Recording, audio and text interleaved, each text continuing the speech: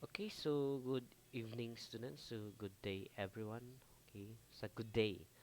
Okay, so I'm going to record this discussion because I'm not feeling well for today. Po, kung mag-discuss ko sa inyo ha, BPA 1C, then mo-proceed na po ko 1D, 1H, and sa biti-bited. Aminon ako, malubat-lubatan na dyan ko. Okay, so let's start po. So our topic for today, it's all about the problem solving uh, involving the inductive and deductive reasoning. Okay? So, first, what is the importance of uh, the inductive and deductive reasoning? Okay, first, uh, inductive reasoning has its place in the scientific method. Okay, scientists use it to form hypotheses and theories. Okay, deductive reasoning allows them to apply the theories to theories to specific situations. Okay, that would be the importance of this topic. Okay, what is a problem? Okay, so a problem is a statement uh, requiring a solution. So usually by means of mathematical operation, geometric construction. Okay, student, in mathematics, in science, di ba, or in every subject or in our real life situation, we have the different types of problem, kwarta, o sa na, math, solving, or daghan. Okay, so in every problem po, we have the different answer or different type of solution in order to get the answer of that problem, di ba? Okay, so what is a problem solving? Okay, so the problem solving, okay, the word method means the ways or techniques used to get answer which will usually involve one or more problem solving strategies. Okay, so in the problem solving, we have the method. Okay, so uh, there's uh, there's a many problem, di ba? So in that po, we have the different types of solution or method on how to get the answer, di ba? So sa math, daghan kay mga pamaagi or different solution. Pero ang iyang uh, outcome isa lang magyapon ka answer, di ba? So yan po ang method. Okay, the problem solving is a process, an ongoing activity in which we take what we know to discover what we don't know. So in the problem solving, meron tayong problem dyan. Through the process of problem solving, uh, di ba, makuha na to ang answer that we take what we know to discover what we don't know. Okay. So, with that po, using the problem solving or involving the problem solving, makuha na to ang ato mga answer yung gusto na to ma-answer. Okay? So, in the problem solving involves three basic functions. Okay, first, seeking information. Seeking information. Number two, generating new knowledge. And number three, making decisions. Yan po ang three basic functions the problem solving. Okay, so in the mathematical reasoning, so it refers to the ability of a person to analyze the problem situation and construct logical arguments to justify the process or hypothesis to create both conceptual foundation and connection. So in order for him to be able to process the information. So when we say mathematical reasoning, so wala na siya kanang makuha lang nimong answer kay kanang direct lang imong pag-answer, ginagamitan na siya og sa kanang sa pag-analyze. Okay, so 'di ba, refers to the ability of a person to analyze. So bago ta mo conclude nga mao na iyang answer, so mag-undergo pa ang problem into analyzation, 'di ba? Mag-analyze pa ta bago ta mo conclude nga yan po ang tamang answer, 'di ba? 1 plus 1, 'di ba? Di man ka moingon nga 1 plus 1 3. So ano pa ni mga mo undergo pa kang mga mathematical reasoning ganun 1 plus 1 equals 2 man. So because kiki-add nimo ang 1 and 1. So the answer is 2. So napay mga analyzation. Okay, maghimo ba ka hypothesis. Okay, so pag mga lisod-lisod na mga problem po. Okay, first we have the inductive reasoning. So 'di ba? Our topic today is all about the inductive and the deductive. So first, let's discuss the inductive reasoning. Okay. So the inductive reasoning is the process of reaching a general conclusion by examining specific example. Okay.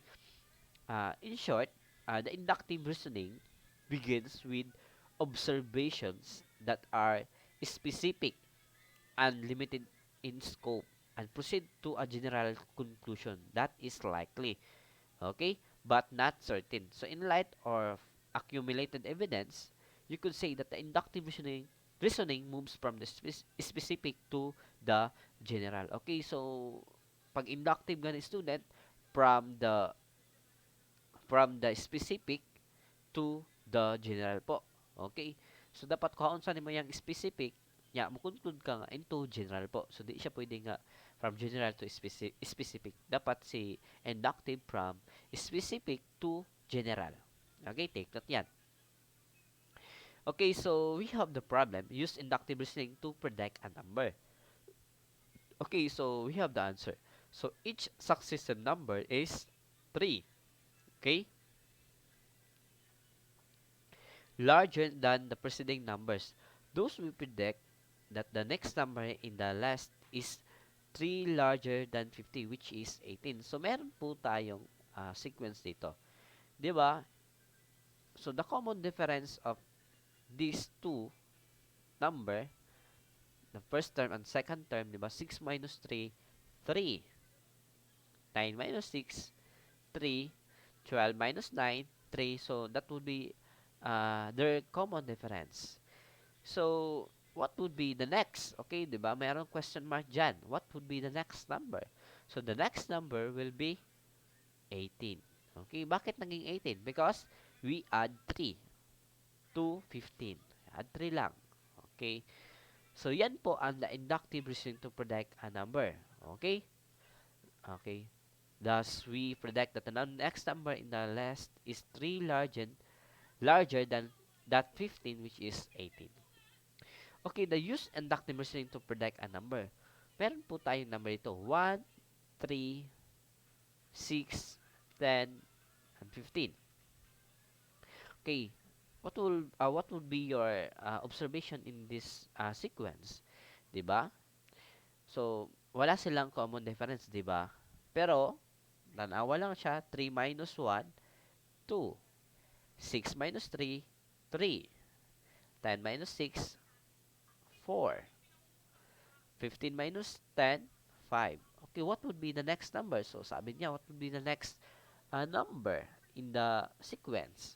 So, the first two numbers differ by 2, di ba? Yung first number natin differ by 2. So, pasabot, difference nila kay 2. So, the second and the third numbers differ by 3. O, yan, dito. It appears that the difference between any two numbers is always 1. So, nag-add 1 lang siya, di ba? Nagadungag lang siya 1. More than the preceding difference. Since 10 and 15 differ by 5, we predict that the next number in the list will be 6 larger than 15, which is, what will be the next number? Okay, so dapat kung i-minus mo siya, yung answer is 6. So, what will be the number? 21. So, 21 minus 15, 6. Okay, and so on po. Pwede naman siya i-solve kung pangitaon siya. Okay, use the inductive reasoning to make a conjecture. Okay, conjecture po. Okay, consider the following procedure. Pick a number, multiply the number by 8, add 6 to the product, divide the sum by 2, and add and subtract 3. So, in this situation, we need to pick a number. So, mag-pick lang ang number o sa yung gusto nga number. Okay, so use inductive reasoning to make a conjecture about the relationship between the size of the resulting number and the size of the original number. Okay, the solution. We have the original number here. Okay, so the original number is 5. O, pwede na po ka mag-assume nga 4 ang imong na-pick. Okay, 5. Diba? First, we multiply the number by 8. Multiply lang by 8. So, 5 times 8, or 8 times 5, 40. Next is add 6. Diba? Add tayo ng 6. So, 40 plus 6 equals 46. Then, divide the sum by 2. So, after the makuha ang ilang sum ni 40 plus 6, i-divide siya by 2. So, the quotient is 23. After that, and subtract 3. After makuha mo ang quotient, 23 minus 3 is 20. Okay, we conjecture that the given procedure, a number is 4 times the original number, di ba? In that problem po, so as you notice po, di ba, ang 5 nagiging 20. So, ang pila man na yung increase, 4 times the original number. So, yan po. Okay, how about kung 4? Okay. So, kung mag-4 yapon ka, ang ayang answer na magiging 4 times magyapon na iyang pag-increase, magiging 16. Okay, so you need to try or para makuha nimo kung tama ba. Kung 100 ang iyang original number ana, ang possible answer po ana magiging 400. So let's try to answer using this given. Okay? Next, use inductive reasoning to solve an application. So meron po tayong pendulum dito, pendulum. Okay?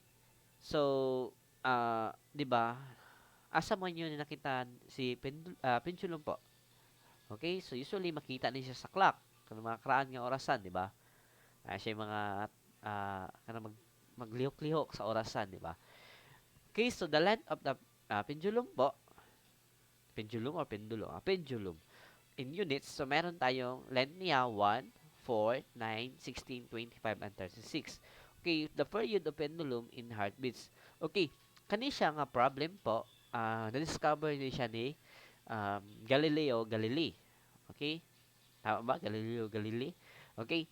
So, the period of pendulum is the time it takes for the pendulum to swing from left to right and back to its original position. So, left, right lang iyang movement dyan. Okay. So, if a pendulum has a length of 49 unit, what is its period? Okay, kung meron tayong length dito na 1, ang iyang heartbeats magiging 1. Okay?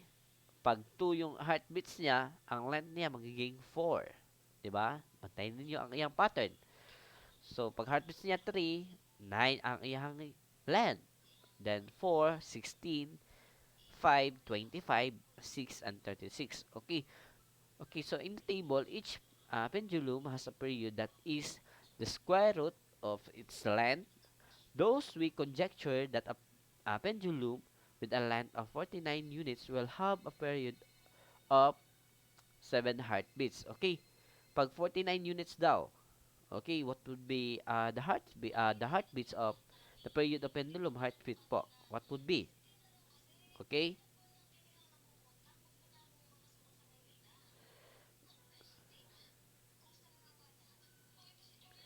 So,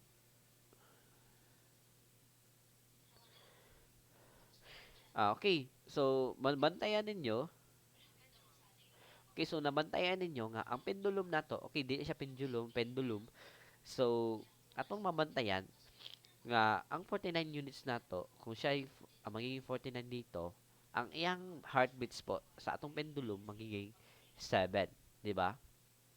7 times 7, 49. 6 times 6, 36. 5 times 5, 25. So, meron siyang pattern. 4 times 4, 16. 3 times 3, 9. And 2 times 2, 4. Okay, so that would be the inductive reasoning po. Dapat kuhaon sa nimo ang iyahang specific solution. Okay. So, meron tayong example, the counterexamples. Amot na ba sa inyong module? I think wala din siya. So, the counterexample, a statement is a true statement provided that is true in all cases. If you can find one case for which a statement is not true, called a counterexample, then the statement is a false statement. Okay, when we say a counterexample, student, we need to find uh, the false statement. Ano lang, pakita lang to tong mga tong uh, wala siya nag-go into true statement. False statement ang atong pangitaon basta counter example. Balag isa lang. Example, we have an example po. Every number that is multiple of 10 is divisible by 4. So, sabi niya, multiple of 10 is divisible by 4. So, meron tayong mga number dito. 'Di ba? Mga multiple of 10. 'Di ba? 100, 110, 120, and 200. So, first, 100 divided by 4. Okay, so let's try this. 100 divided by 4, 25. 'Di ba? So, ito po yung mga sample po. 120 divided by 4, 30 yung answer niya. Okay, how about 110? 'Di ba 110 divided by 4 equals 27.5. So, this is the counter example po. Okay, with this example, we have shown that all multiples of 10 are divisible by 4. So, we call 110 as a counter example. So, yung 110 natin is matatawag na counter example. Okay, verify that each of the following statement is false statement by finding the counter example for all numbers x. Okay, absolute value of x. Okay, student. So, when we say absolute value, ang tawag aning absolute value, from the origin po, i-count lang nimo kapila siya nga number. Ano, from left to right. Okay, example po. Example lang ha. Okay. Absolute value of negative 3. So, meron tayong tawag nito, number line. So, negative 3. So, ito yung negative 3 natin. Negative 2 and negative 1. So, pag sinasabing absolute value gani, ato lang siya i-count ang negative 3 to 0. Count ng kapila siya nga term. O, yan lang. Kapila siya nga term. From 0 to negative 3. So, 1, 2, and 3. So, the absolute value of negative 3 is 3. Yan. Pag absolute value of 3, example po, pag absolute value of 3, so, the answer ana is 3 na diretso. Okay, wala ka negative ana. Okay, di ba kung tahay ka na atong 3, so, count lang ta. 1, 2, 3. Okay, so, absolute value of positive 3 is 3. Okay, so, ang sinasabi niya dito, absolute value of x is greater than 0. So, dapat daw mangita ta og counter example nga absolute value of x is greater than 0. So, let x equals to 0. Let's try po. Okay, so the absolute value of 0, syempre, absolute value of 0 is 0 na. So, those for all numbers, x, absolute value of x is greater than 0 is a false statement. Bakit false po siya? Diba, 0 is greater than 0. Okay, true or false? So, false po ito. 0 is greater than 0. Okay lang siya, 0 is equal to 0. Dili siya pwede nga 0 is greater than 0. Okay, yan po ang tinatawag na counter x the counter example po. So, mangita lang ka og kanang dili siya mag true sa iyang statement or sa iyang problem. Okay, so for all number x, okay, let's try po. X squared is greater than x. So, dapat mangita itong mga value ni x squared na greater than 2x. So, let x equals 1. Then, 1 times 1 equals 1. So, those for all numbers x squared is greater than x squared is greater than x is a false statement. So, di ba? Pag 1 is greater than 1, so dili siya pwede.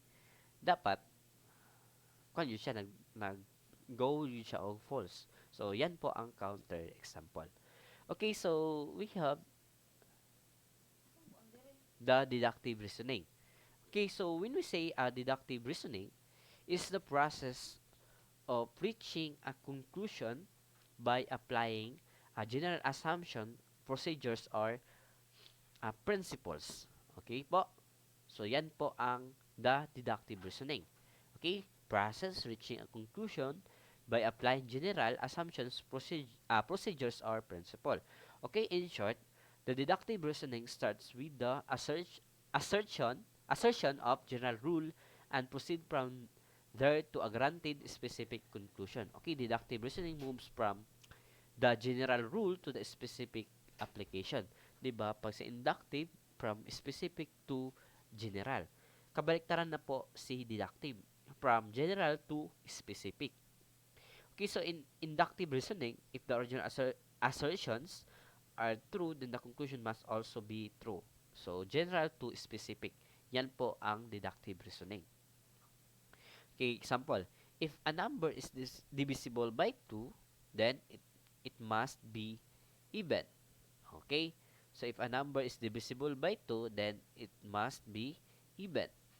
Okay? 12 is divisible by 2, therefore, 12 is an even number.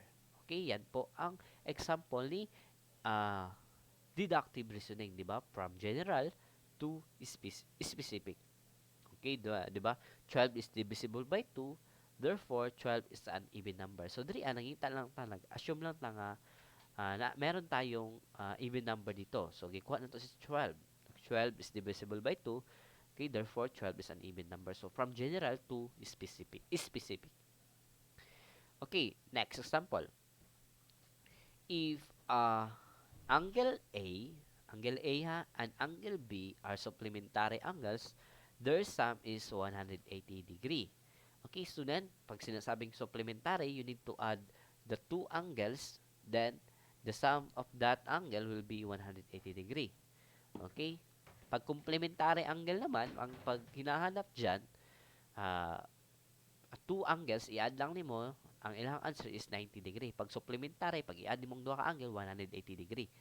Okay, if measure angle A, so wala siya ginamot kan og degree kay nga naman nagamit naman tag measure angle A. So ayun na butangi og degree.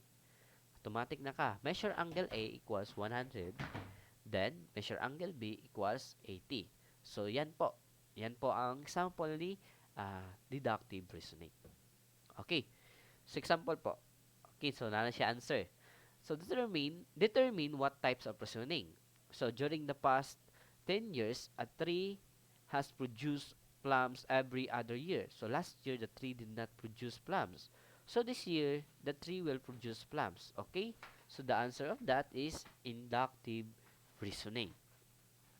Next, determine what type of reasoning. All home improvement cost more than the estimate. Okay, the contractor estimated that my home improvement will cost $35,000. Okay, thus my home improvement will cost more than $35,000.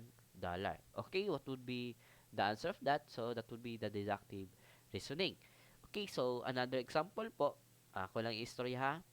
Okay, so in the inductive reasoning example, every quiz has been easy. Okay, every quiz has been easy. Therefore, the test will be easy. Diba? So, yan po ang sample sa inductive reasoning. Okay, next. Example of inductive reasoning.